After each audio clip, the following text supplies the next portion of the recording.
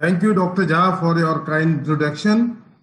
And I respected chairpersons. It's really a great pleasure to be a part of this very important conference. And at the outset, I extend my sincere thanks and gratitude to Dr. G.N. Mahapatra and Dr. P.C. Manuria to be a part of this, make me this part of this very important, prestigious webinar and an opportunity to speak on metformin, the foundational therapy in type 2 diabetes mellitus. This wonder drug metformin belongs to Bigonize, was discovered by Jane Stern in 1920, and among all Bigonize, she selected metformin for clinical development. And the journey of metformin is almost 100 years old. With the insulin discovery in 1921, metformin was first synthesized in 1922, and the rise, fall, and revival of metformin is very interesting. The discovery of glucose-lowering effect of metformin was found in 1929, and then it took 30 years in 1957 for clinical application. And then it started with the, again, in 1975, when it was found that they are producing lactic acidosis. So stop of gluformin and fenformin was not used till in 1982, when metformin was found to be an insulin sensitizer. Till the revival of metabolic syndrome, which increased its use, and FDA approved in 1996 metformin in USA, and with coming out with UKPDS for cardiovascular benefit of metformin, the use of metformin is like anything, and AHA, ESG guidelines and all guidelines included metformin as first-line therapy. The 3 core defects of type 2 diabetes, out of 3 core defects of diabetes, 2 core defects are being addressed by metformin, like it reduces insulin resistance, it lowers hepatic glucose production also. And the metformin is found to have beta cell preservation by decreasing glucose toxicity and lipotoxicity and giving rest to the beta cell and thus preserving beta cells. But it is also very important to note that it acts in the presence of endogenous insulin, so only effective when there is some function pancreatic cells. It is not used in type 1 diabetes because there is no beta cells left. And metformin is first choice in overweight patient, but can also be considered if patient is not overweight. We have to start the doses on low doses, but increase them, go slowly, and to reach the maximum doses of 2 to 3 grams per day, because the anti-hyperglycemic efficacy of metformin increases with increasing daily doses. So timely up titration is the need of the hour to achieve adequate control with metformin and to get the maximum benefit of metformin for hyperglycemia. This molecule metformin went from research to clinical practice to be on first-line glucose-lowering drug to control hyperglycemia and type 2 diabetes mellitus, because it is safe, it is weight neutral, it is inexpensive, reduces microvascular complications, and lowers cardiovascular mortality compared with sulfonylurea therapy. The negligible risk of hypoglycemia makes it a very important drug to be used as a primary drug for hyperglycemia, and a patient-centered comparative effectiveness study for the initial choice of oral glucose-lowering medication for diabetes mellitus included 15,516 patients. And what it concluded, that use of medications other than metformin was significantly associated with an increased risk of adding a second oral agent or insulin or a second oral agent. So there was a much lesser risk of adding a second drug with metformin. The durability is very strong. It has got superior glycemic durability with metformin compared with sulfonylurea or meglitineride in real life over 5.5 years. And it is said that it is the second only to thiazolidinediones in its durability of action in 5 years. A systemic review of and meta-analysis of annals in internal medicine supports the current guidelines with metformin as the recommended first-line agent to treat adults with type 2 diabetes because it is beneficial to lower hemoglobin A1C, reduce weight, and reduce cardiovascular mortality, and has got a very safety profile. So what do all recent guidelines say? A consensus statement of Association of European Association for the Study of Diabetes and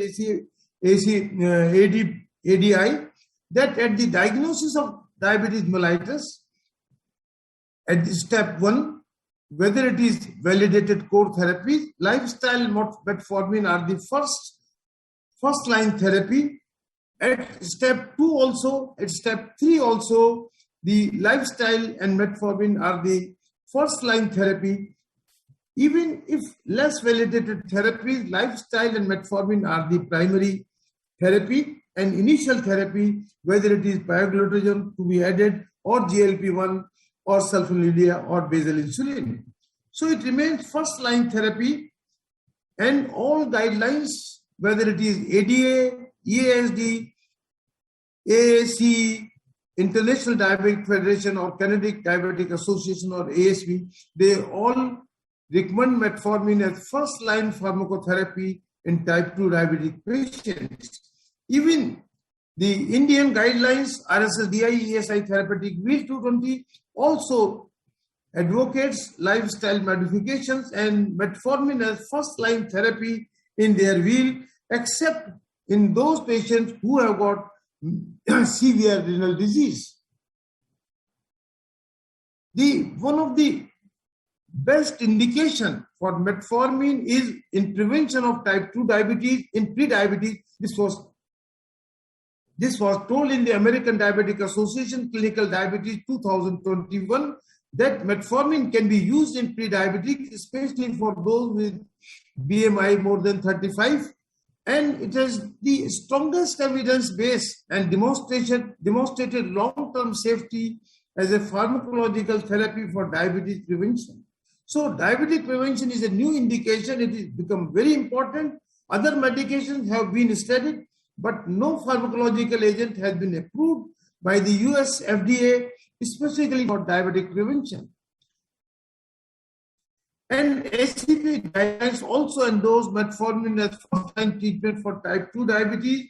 And why metformin considered as a first-line treatment for type 2 diabetes? Because it is effective in reducing glycemic levels, associated with weight loss and fewer hypoglycemic episodes, is cheaper than other pharmacological agents, and have an advantage over sulfonylurea monotherapy in terms of cardiovascular mortality. So this is one of the most important things, that it is cardiovascular benefit also. So unless contraindicated, metformin is the drug of choice for patients with type 2 diabetes in addition to lifestyle modification.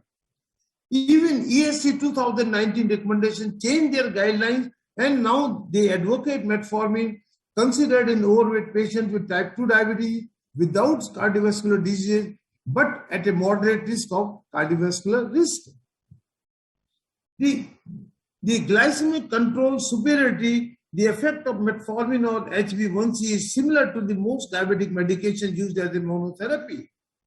And there is no evidence up to date that metformin therapy is associated with an increased risk of lactic acidosis if the drugs are prescribed under steady conditions, taking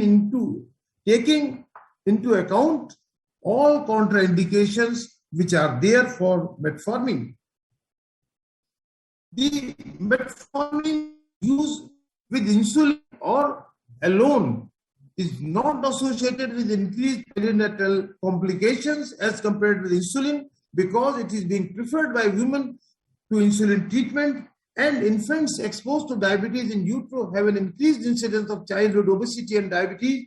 So when metformin given at the time of GDM, the infants had less incidence of obesity and overweight. One of the most important contraindication for metformin was renal diseases. But now FDA loosens restrictions on metformin used in patients with mild to moderate kidney dysfunctions. And now it can be used at GFR more than 45 to less than 60, one can use, but we have to monitor renal functions every 3 to 6 months. And even if it is less than 45 GFR, one can use, but we have to reduce the doses. And if caring for a new patient, then need not to initiate on metformin if eGFR is more than 30 and less than 45. But if eGFR is less than 30, then it's a contraindication. So you can use, there is no contraindication if the eGFR is more than 60. And it is very important to guide metformin dosing decisions. One has to use GFR instead of creatinine level, because the creatinine levels can translate into a variable range. Unique renal protective effect of metformin is very important. Now, it has been a unique cardiac and renal protection, and it is a message to the primary care physician that they should consider metformin as first-line agent while managing diabetes, and should continue metformin while shifting patients on OHA to various types of insulin to prevent or delay diabetic complications. And the systemic review in Annals of Internal Medicine on use of metformin in chronic kidney diseases, congestive heart failure, and chronic liver diseases, metformin is associated with reduced all-cause mortality in patients with diabetes with chronic CKD, CHF, and chronic liver diseases. And in hypertension and ischemic heart disease, metformin reduces insulin resistance, thereby reducing hyperinsulinemia and by reducing cardiovascular risks. Just a minute, sir. 1 or 2 slides only. So metformin metformin slows age-related comorbidities development in old men with type 2 diabetes. And today, old age may not be a contraindication to the use of metformin if renal functions are good. And what is new is the use of metformin in cancer patients, whether it's a bladder cancer, or it is a prostate cancer, or it is a breast cancer, or it is a lung cancer. Metformin reduces risk of cancer in diabetic patients.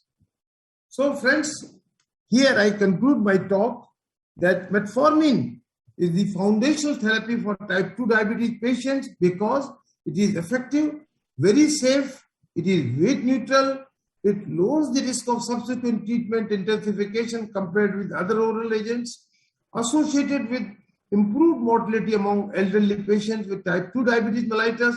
It provides a unique cardiac and renal protection. It also improves clinical outcome in type 2 diabetic patients with chronic kidney diseases, congestive heart failure, and chronic liver diseases with hepatic impairment. And the most important thing with metformin, that it is a cost effective. So metformin remains a foundational therapy for type 2 diabetes mellitus. Thank you very much for your patience hearing.